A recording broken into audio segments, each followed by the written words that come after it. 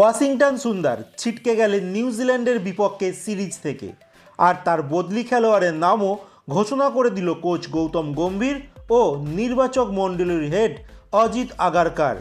দিল্লির খেলোয়াড় আয়ুষ বাদনি প্রথমবার ভারতীয় দলের স্কোয়াডে সুযোগ পেলেন। এবার দেখার তিনি কি প্রথম একাদশে সুযোগ পাবেন।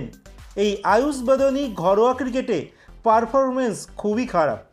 বিজয় হাজারে ট্রফির 5 ম্যাচে মাত্র 16 রান করেছে। উল্টো দিকে দেবদূত পাদিক্কাল তিনি বিজয় হাজারে ট্রফির 8টি ম্যাচে 4টি শতরান 2টি অর্ধশতরান করেছেন। এছাড়া রিঙ্কু সিংও দারুণ খেলেছেন।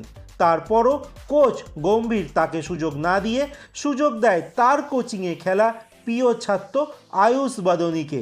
এবার দেখার পালা আয়ুষ নিজেকে পারফর্ম করে বাকিদের চুপ করাতে পারে কিনা। যদি তাই হয় সেক্ষেত্রে লাভ কিন্তু ভারতেরই হবে।